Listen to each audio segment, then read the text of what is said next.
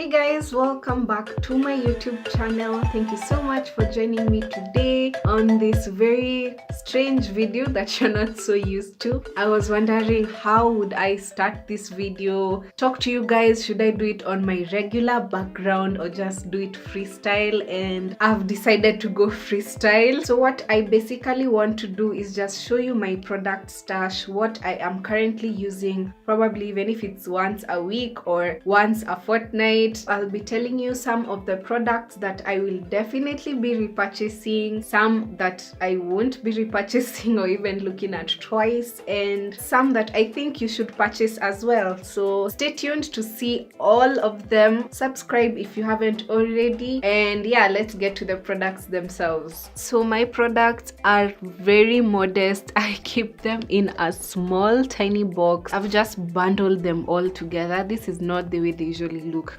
The powders wouldn't be here, but let me just section them for you so that you can see what goes where. So these are all the products lying here on top of the bed. Let's start with the oil. This is coconut oil. I use this for my body, hair, but I never use it on my face because coconut oil and my face just do not go together. They hate each other. This is an empty, but I want to warm it and get all this oil out of here before recycling this jar. We have sweet almond oil, which I also bought for my face use, but I got rashes when I used this, so restricting it to body use. And I love that it's super light, absorbs so easily. And then we have vitamin E oil, which is a bit thicker than this one, but it's not thicker than castor oil, and this is for my face use. Sometimes I think I use it on my body, but mostly my face and my hands. This avocado oil is one I'm using so much. I'm using it on my hair for topical application, but it also goes on my scalp every now and then. And we also have the black castor oil, which I'm also really loving for my scalp. Never used this on my skin. I don't even imagine that I would anytime soon. And of course, some extra virgin olive oil. This is empty. I really liked this brand, Bu.ke. Really working on building my oil collection. Probably have some peppermint oil in there, lavender, jasmine, those ones just because of the smell. Next, we have products in the lip care department, and this is the Harvest of Sunshine lip balm. That's a local brand. It has macadamia nut oil, cocoa butter, coconut oil, shea butter, beeswax, and fragrance oil. It is super drying for your lips. It doesn't give you that moisturized feeling at all. And this Nzuri Tanda lip balm, remember in my heritage haul when I said it smells so badly? It smells like cheese. With more applications, I feel like you'll get used to the smell, but at the first whiff, it's not a pleasant smell. Does it keep me moisturized? I'd say it's way better than this one. This is the Liku Mango and Shea Lip Balm. I bought this at the Heritage Chronicles event in March, and it ran out quite recently, probably in September. So it lasted me all those months, and it was super moisturizing. I didn't need a lot of applications with this lip balm, and I just loved it so much. I actually want to repurchase this. So if I was to rate out of 10, this would be 4 out of 10, 6 out of 10, and an 8 out of 10. Next, we have my sunscreen, and this is a Pearl.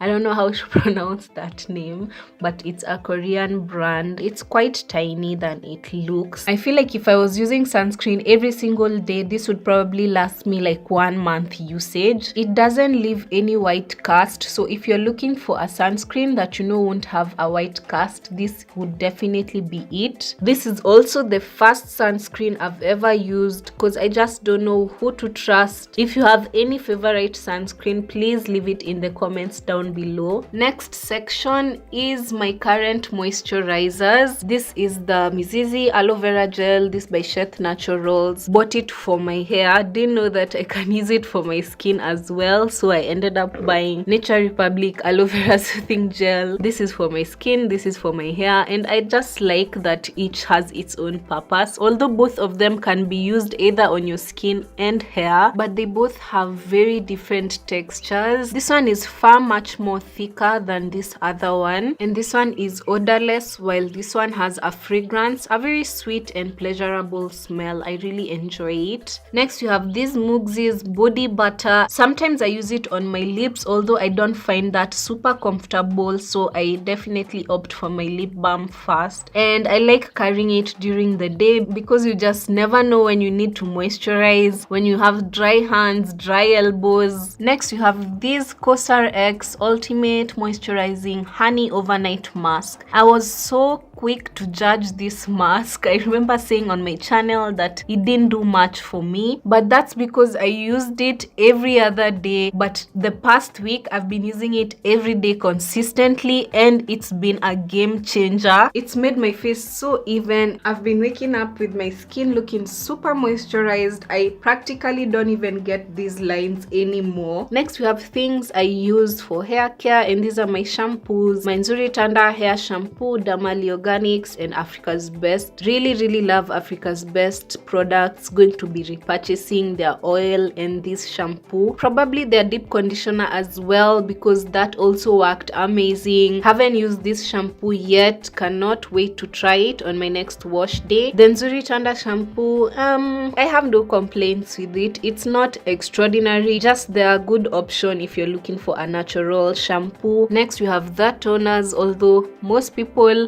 do not believe that rose water acts as a toner, but I think it is a good option if you don't have your toner nearby or you are planning to save for a toner. I started out with this one too. I use this for giving my hair masks and my spritz water some fragrance, and that's spritz water that's meant for my hair. This one for my skin, for my face masks, sometimes for my hair masks, and I usually apply such a generous amount to my cotton pad nowadays when I'm going across my face. Same with my Belief toner, so I go alternating the two of these. Next you have my one and only current cleanser, and that's the Neogen Real Fresh Foam in green tea. Green tea is something that I am allergic to, and you know, the only way you find out what your skin is allergic to is by trial and error. Or you could also just go to a dermatologist, get your skin tested, and let them tell you what to avoid. It has real green tea leaves at the bottom. I just hope you can see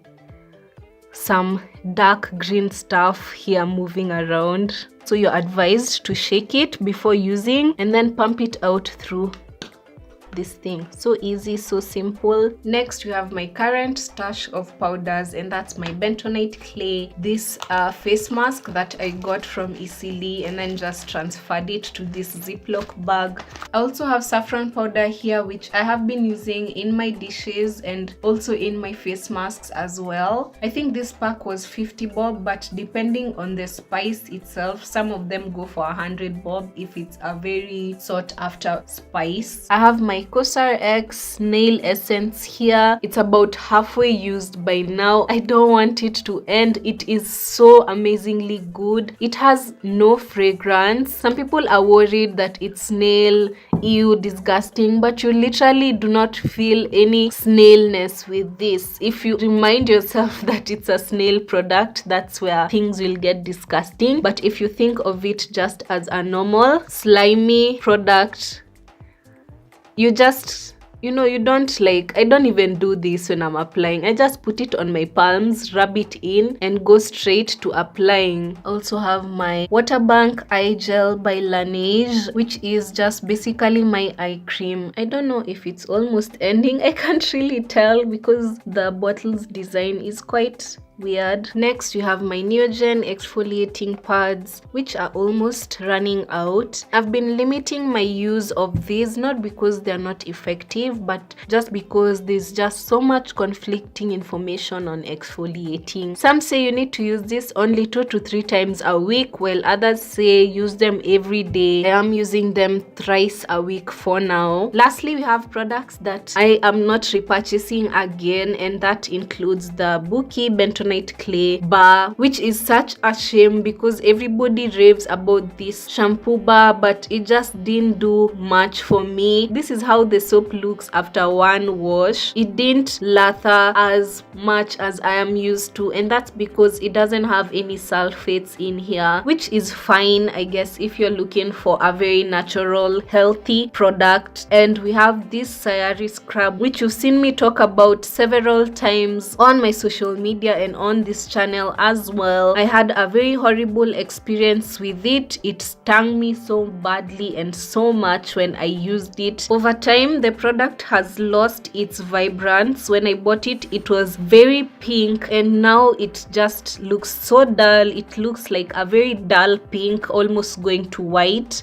I'll post a final review on my social media. That's on my Instagram at Kish is Wakisha. And of course, the black mask. Have you watched that video where I was literally screaming as I was pulling this mask off? I don't like peel-off masks anymore. In fact, they are very damaging to your skin, so I wouldn't advise you to use a black mask or any kind of peel-off mask. Used this once and I actually need to throw it away because it's very harmful, very painful, and not worth it. That's all I had for you today. I really had so much fun doing that video, and I hope you did too. If you liked this kind of thing, definitely leave me a thumbs up so I can know to make more videos like this one. Thank you so much for watching. Subscribe if you haven't already. I'll see you in my next video. Bye for now.